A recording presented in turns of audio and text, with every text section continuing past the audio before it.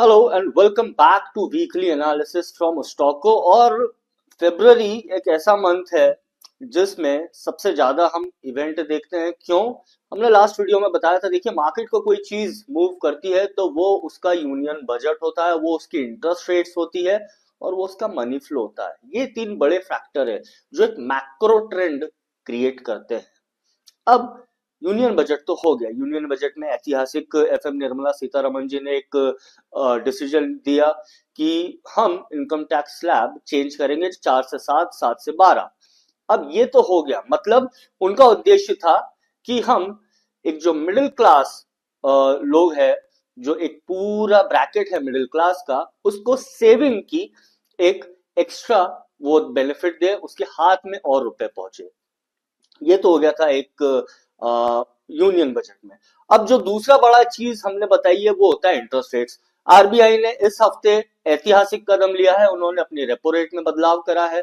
ये repo rate का मैं आपको समझा देता हूँ मोटा मोटा। इससे ये होता है कि आपकी ईएमआई जो इक्विटी रहती है, अगर रेपो रेट से वो जुड़ी है तो आपको उसमें बेनिफिट मिलता है थोड़ा सा। दूसरा, एफडीज पे आपको ब्याज दर मिल जाते हैं, आप हायर रेट्स पे लॉक कर सकते हैं। बैंकों के पास थोड़ी सी अवेलेबिलिटी हो जाती है फंड की। और ये सब में अब आने वाले हफ्ते में इन्फ्लेशन का डेटा है। आरबीआई ने तो अपनी खैर प्रोजेक्शन दे दी है, बट आरबीआई ने जो डिसीजन लिया है वो इकोनॉमिक एक्टिविटी को रिवाइव करने के लिए लिया है। जो एक स्लगनिशनेस हम बोल सकते हैं पिछले कुछ डेटा पॉइंट्स में हम देखते आ रहे हैं हर वीडियो में, भले वो मैन्युफैक्चरिंग सर्विसेज या उसमें हो, उसको रिवाइव करने की कोशिश करिए। ये मोटा मोटा दो इवेंट हो चुके हैं। अब तीसरा इवेंट जो आएगा, हम बोल सकते हैं कि इन्फ्लेशन का डेटा है और मनी कहाँ फ्लो हो रहा है। वही हम कुछ इस वीडियो में देखेंगे, मार्केट को एनालाइज करेंगे, अंडरस्टैंड करेंगे। तो सबसे पहले हम जाएंगे वीकली चार्ट पर। वीकली चार्ट पर जाकर निफ्टी का ट्रेंड देखेंगे, क्या वो ट्रेंड इंटैक्ट है, क्या वो जो रेंज है वो अभी भी एक बनी हुई है, जो करेक्शन है क्या वो और स्टीपर हो सकता है, यहाँ से मार्केट और नीचे जाएगा, या फिर यहाँ से ऐसे कौन से लेवल से जो हमको ध्यान में रखने। तो वीकली पे हम ट्रेंड देखेंगे, डेली चार्ट पर आकर हम मार्केट के ब्रेड्थ देखेंगे। जब तक के एक एवरेज इंप्रूव नहीं हो, जैसे क्रिकेट में होता है कि 11 प्लेयर्स में से मोस्ट ऑफ देम को परफॉर्म अच्छा करना पड़ता है to win the match, same way breadth से हम सिग्नल निकालेंगे कि जो निफ्टी 500 के कंपोनेंट्स है, ओवरऑल एनएससी की जो ब्रेड्थ है, क्या वो इंप्रूव हो रही है, क्या पार्टिसिपेशन उन स्टॉक्स का बड़ा है या ये लिमिटेड है। तो हम ब्रेड्थ एनालिसिस करेंगे। ब्रेड्थ के बाद हम जाएंगे आवरली चार्ट पर। आवरली चार्ट पर इसलिए क्योंकि जब मार्केट रेंज में रहता है तो सपोर्ट और रेजिस्टेंस काम करते हैं। तो ऐसे कौन से सपोर्ट और रेजिस्टेंस है जो हमको ध्यान में रखने हैं, जिसके साथ हम रणनीति बना लें? क्या बाय ऑन डिप्स है या सेल ऑन राइज है? इनमें से हमको एक रणनीति बनानी है। और अगर नहीं है तो क्या साइडवेज में है, तो कौन से ऐसे लेवल से जो हमको ध्यान में रखने हैं, ये सब इस वीडियो में देखें। तो बने रहिएगा अंत तक। हम ऐसी रणनीति बनाएंगे जो आने वाले हफ्ते में हमको हेल्प करेगी एक डिसीजन लेने में। तो ये हमने खोल लिया है चार्ट। अब हम सबसे पहले जाएंगे मोर इंपॉर्टेंटली निफ्टी। देखिए, निफ्टी फ्यूचर्स की जब हम बात कर रहे हैं तो एक रेंज में तो फंसी हुई है। हमने पिछले हफ्ते ये आपको चार्ट पे एनालिसिस कर रहे थे, हमने बताया था देखिए ये इंपॉर्टेंट रेजिस्टेंस है, इनका हमको ध्यान में रखना है। अब ये तो हमने ध्यान में रख लिया, पर इस हफ्ते कौन से ऐसे लेवल्स है जो हमको ध्यान में रखने हैं। तो मोर इंपॉर्टेंटली हम सबसे पहले जाएंगे वीकली चार्ट पर। अब ये वीकली चार्ट खुल गया है तो हम सबसे पहले इस पे एनालिसिस करेंगे ट्रेंड का। देखिए, यहाँ पर मैं निफ्टी स्पॉट का आपको एक पैटर्न बता दूं कि असल में जो लाइंस हैं वो हमने सपोर्ट और रेजिस्टेंस के लिए ड्रॉ कर रखी है।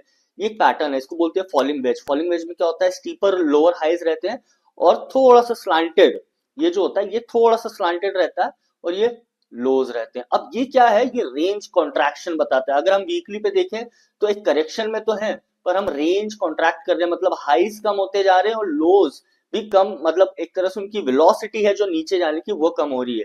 यूजुअली फॉलिंग वेज का अपसाइड ब्रेकआउट बहुत अच्छा माना जाता है, पर हमको यहाँ पे थोड़ा सा कॉशियस रहना है कि ब्रेकआउट के ऊपर क्लोजिंग। अब ये तो वीकली चार्ट है, वीकली में net new highs, net new lows और इसके अलावा मार्केट ब्रेड्थ का इतना कुछ सिग्निफिकेंट चेंज नहीं है। बट ये ओवरऑल एक रेंज है। ये पैटर्न मैंने आपको बता दिया, फॉलिंग वेज पैटर्न आप सर्च कर लेना, उसका ब्रेकआउट भी ट्रेड कर सकते हैं। ऊपर में 27,800 हमको लगता है ऐसा रेजिस्टेंस है, तो वो हम डिटेल में डिस्कस करेंगे 60 मिनट्स पे।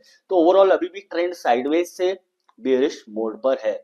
डेली चार्ट पर आकर हम मार्केट ब्रेथ देखेंगे, इसलिए क्योंकि 3 लोअर लोज बने हैं, ये काफी एक अच्छा है, मतलब मार्केट के लिए इमीडिएट सपोर्ट 23,400 पर है। पर इसका इंपॉर्टेंस क्या है, देखिए पहली बात तो net new high net new lows में कोई चेंज नहीं है, वहां पे ऐसा कोई खास रिवाइवल देखने को नहीं मिला है, तो पहली बात तो वो।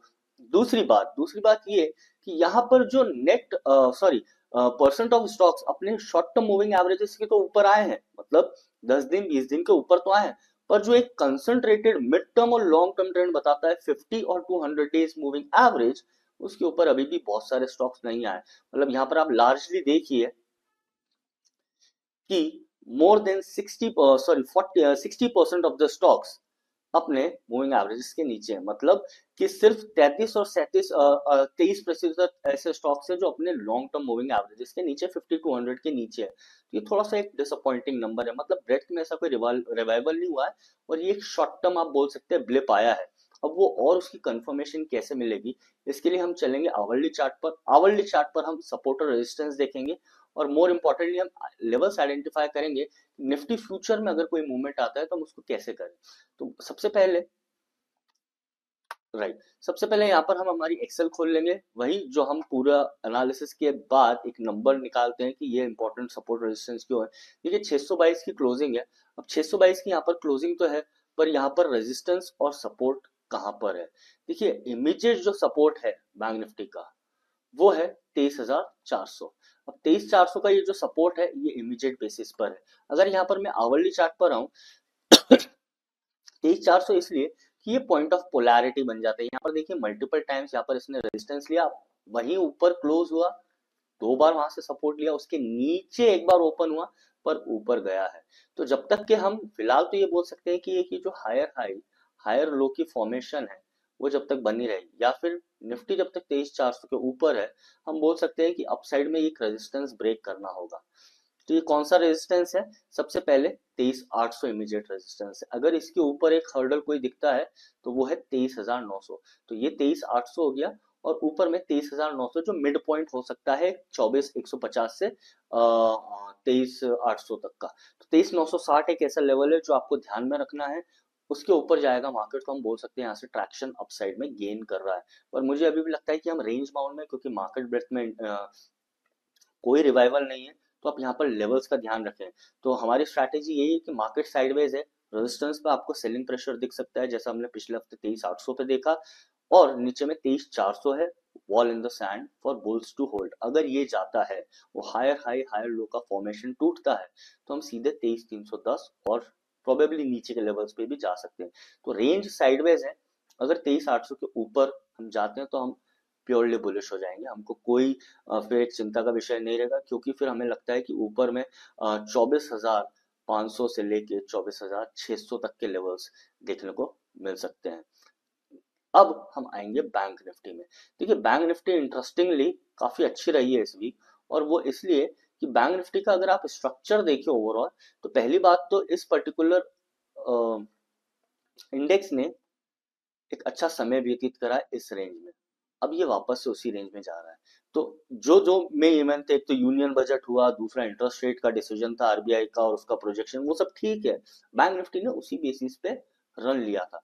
वही चीज प्राइस ने डिस्काउंट करी, प्राइस ने ओवरऑल रनअप जो देखिए आप मंडे से दे दिया था, बजट आया, बजट के दिन थोड़ी सी वोलेटिलिटी दिखी, पर पूरा हफ्ता उसको सस्टेन करा। सेम फॉर्मेशन है निफ्टी के साथ, की अच्छी बात है, दोनों इंडेक्स में कोई डाइवर्जेंस नहीं है। इसमें भी अगर आप देखें तो मैं यहाँ पर आपको एक ड्रॉ करके बताऊं, तो यहाँ पर भी same higher high higher low का फॉर्मेशन है। तो इसके लिए कौन सा आंसर इंपॉर्टेंट है, देखिए प्रीवियस जो सपोर्ट है, प्रीवियस जो हायर लो है, उसको सस्टेन करना पड़ेगा। तो वो सस्टेन करने के लिए ऐसा कौन से लेवल्स है जो उसको सस्टेन करके ऊपर की तरफ जाएंगे। देखिए 50,380 की क्लोजिंग है, इमीडिएट रेजिस्टेंस जो है 50,700 का है। 50,700 अगर ये ब्रेक करता है तो ये वापस से ऊपर 51,300 तक जाएगा। हम यहाँ ये नहीं बोल रहे कि बहुत बुलिश है, हम ये बोल रहे हैं कि ये एक्चुअली बहुत रेंज्ड मार्केट है बैंक निफ्टी के लिए, तो इसका हमको ध्यान में रखना है। दूसरी बात, नीचे में सपोर्ट कहाँ है, अगर ये कंटिन्यू रहता है तो पहला सपोर्ट है 49,900 का। ये जो 49,900 का सपोर्ट है, ये इसलिए यहाँ पर आप ये सर्कल देख लीजिए और ये पॉइंट्स देख लीजिए। तो पॉइंट ऑफ पोलैरिटी बोलते हैं हम टेक्निकल एनालिसिस में, मतलब कि previous support will become resistance. अब ये रेजिस्टेंस बना था तो मार्केट ने इसको ब्रीच कर दिया, तो इसको एक्चुअली में सपोर्ट का काम करना चाहिए। तो इसलिए 49,800 से 49,900 का जो जोन है काफी इंपॉर्टेंट है। 49,200 दूसरा। देखिए राउंडेड नंबर्स हैं पहली बात, और प्राइस एक्शन सपोर्ट के आसपास आकर थोड़ा बहुत ऑसिलेट कर सकता है, but we need to have a patience कि वो उसको सपोर्ट करके 1 घंटा सस्टेन कर रहा है कि नहीं, वो हमको ध्यान में रखना पड़ेगा। तो ये इंपॉर्टेंट सपोर्ट है बैंक निफ्टी के लिए। अगर 49,900 टूटता है तो फिर हम सीधा 49,200 तक जा सकते हैं। ऑन द हायर साइड 5700 और 51,300 से 200, ये ऐसा जोन है जो रेजिस्टेंस। दोनों इंडेक्स में रेंज है, रेंज बनी हुई है। तो ऊपर के लेवल पे आपको बिकवाली दिखे तो नॉर्मल है, आप पैनिक ना होए, आप ऐसा ना सोचे कि यहां से अब और नीचे जाएगा, क्योंकि वो रेंज ही सस्टेन हो रही है। हमने लेवल्स लिखे हैं, अगर 23,800 के ऊपर जाएगा निफ्टी तो बुलिश है, नीचे 50,700 के नीचे जाएगा तो बैंक निफ्टी 50,700 के ऊपर जाएगा तो वो बुलिश है। अब ये तो हो गई इंडेक्स और निफ्टी और बैंक निफ्टी की बात। डेटा पॉइंट देखिए, एफआईआई का डेटा तो मैं मतलब अक्टूबर से हम लोग साथ में देख रहे हैं, हर हफ्ते देख रहे हैं, पता नहीं कभी ये बुलिश हुआ हो, और हुआ भी तो वो बहुत म्यूजिकल नंबर था। तो एफआईआई की तरफ से कोई रिलीफ नहीं है, they are still pulling out the fund and going into the US market itself. Secondly DIIs का डेटा वहीं टग ऑफ वॉर जैसी सिचुएशन हो जाता है, ऑलमोस्ट सिमिलर रहता है, तो डीआईएस तो अभी भी बाइंग स्प्री पर है। तो और इनफैक्ट जो इक्विटी एसआईपी का नंबर्स था वो भी रिकॉर्ड हाई पर है। तो यहाँ पर मार्केट में डोमेस्टिक फैक्टर्स की तरफ से लिक्विडिटी बहुत है। और अब जब यूनियन बजट में आपकी इनकम टैक्स का स्लैब चेंज हो गया है, आरबीआई ने इंटरेस्ट रेट रेपो रेट में थोड़ा बहुत रिलीफ दिया है, और उन्होंने भी बोला है, उन्होंने भी यही कहा है कि देखिए हम आपकी ईएमआईज की कॉस्ट कम कर रहे हैं, हम आपकी एफडी का थोड़ा सा लेट्स आपको हायर पे लॉक इन मिल जाएगा, तो यहाँ पर आपको भी बेनिफिट है। तो at the end of the day liquidity domestic market में तो रहेगी आने वाले कुछ हफ्ते। इंडाइसेस में देखें तो ऑब्वियसली निफ्टी कंज्यूमर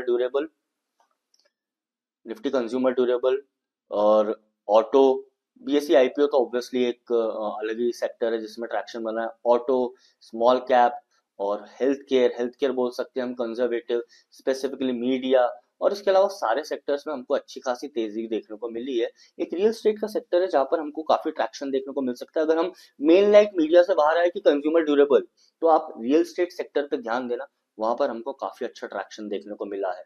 दूसरी बात, ऐसे कौन से पर्टिकुलर लोअर अंडर सेक्टर्स है इंडाइसिस के अलावा जहां पर हमको देखने को मिला है, तो वो हेल्थ केयर है, फॉरेस्ट मटेरियल है, होटल एंड रिसोर्ट्स है, टेक्सटाइल्स है। हेल्थ केयर के बाद आपको ऑटोमोबाइल और फार्मास्यूटिकल, और ये कमर्शियल स्पेस, तो इनमें भी हमको ट्रैक्शन पूरे हफ्ते देखने को मिला है। काफी अच्छा हमको इन सब इंडाइसिस और सेक्टर्स में ट्रैक्शन देखने को मिला है। बात यहाँ पर ये आ जाती है कि आपको काफी स्टॉक स्पेसिफिक होना पड़ेगा। ओपन इंटरेस्ट देख लेते हो, और ओपन इंटरेस्ट में मैंने हाईलाइट भी कर रखा है। देखिए सबसे हाईएस्ट कंसंट्रेशन, देखिए अब 23,600 मेरा नियरेस्ट पॉइंट बन जाता है एट द मनी का।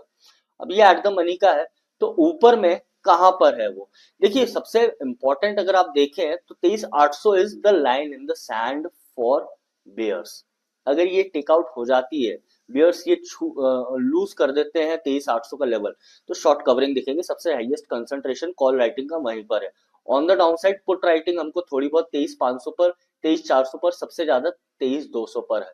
तो 23,200 जहां पर हमको दिख रहा है कि मार्केट ये नहीं तोड़ेगा, यहाँ पर बहुत सारे पुट्स भी हैं, और आप बोल सकते हैं कि एक तरह से ये मोटा मोटा रेंज बन जाता है 23,800 से 23,200।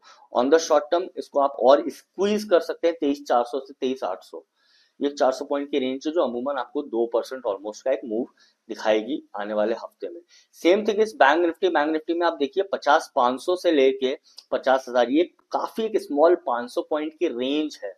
अगर ये 500 पॉइंट के रेंज का ब्रेकआउट होता है तो हम मानते हैं कि फिर बैंक निफ्टी में there can be some movement towards 51,000। अगर ये 50,500 नहीं ब्रेक कर पाता तो हम फिर भी रेंज में रहेंगे। नीचे में हमने आपको सपोर्ट बता ही दिया था 50,000, तो खैर ओआई के हिसाब से अगर वो ब्रेक होता है तो 49,500। तो आप यहाँ पर ये लेवल्स का ध्यान रखिएगा कि इमीडिएट जो रेजिस्टेंस है 50,700 और जो सपोर्ट है 50,000, ये कहीं ना कहीं उसी लेवल के आसपास कोइंसाइड करते हैं। तो ये बात आप ध्यान में रखें कि जब तक ये लेवल्स नहीं टूटे हम रेंज में ही प्ले करेंगे। देखिए अब हम जब ओपन इंटरेस्ट देख लिया है, उसका कंसंट्रेशन देख लिया है, तो हम आ जाते हैं पुट कॉल रेशियो पे। देखिए मोर इम्पोर्टेंटली यहाँ पर एक बात ध्यान में रखें कि पुट कॉल रेशियो की जो रीडिंग है यहाँ पर थोड़ी सी ओवरसोल्ड लेवल पर है, और ऑब्वियसली क्योंकि मार्केट में ऑलरेडी एक अच्छा रनअप भी आया है, तो थोड़ा सा कॉन्ट्राडिक्टरी इंडिकेटर है, तो we can understand. But at the same time इतनी ओवरसोल्ड भी रेटिंग नहीं है जहां से हम बोल सकते हैं कि एक बहुत बड़ा ट्रेंड आएगा, क्योंकि यहाँ पर ओवरसोल्ड रेटिंग हम बोल सकते हैं कि 0.78 या 73 तक की हमने देखी है, तो वो वैसी रीडिंग तो नहीं है। तो मैं यहाँ पर यही सजेस्ट करूंगा कि इतनी एक्सट्रीम रीडिंग नहीं है, तो इसलिए आप जो लेवल्स दिए हैं उनका ध्यान रखें। दूसरी बात, बैंक निफ्टी में थोड़ा सा हम बोल सकते हैं कि काफी ओवरसोल्ड है। यहाँ पर मैंने एक आपको ये पैटर्न दिखाया है, देखिए bank Nifty on the higher side जा रहा है, जबकि पुट कॉल रेशियो फ्लैट है। दो टेक्निकली मैं बात करूं तो पुट कॉल रेशियो यहाँ पर यही दर्शा रहा है कि हो सकता है हम रेंज में ही रहे, उसने नया हाई नहीं बनाया, अपने मूविंग एवरेज की तरफ आया है, मतलब कि हमको एक साइडवेज मार्केट बैंक निफ्टी में भी देखने को मिल सकता है। तो ये बात आप ध्यान रखिए कि जो लेवल्स बताए हैं निफ्टी और बैंक निफ्टी के, उनके हिसाब से चले। एनी हाउ डेटा फ्रंट पर देखिए, फोरकास्ट जो है इन्फ्लेशन का डेटा है, फोरकास्ट जो है 4.9, कंसेंसस बोल रहा है 4.7 के आसपास आना चाहिए।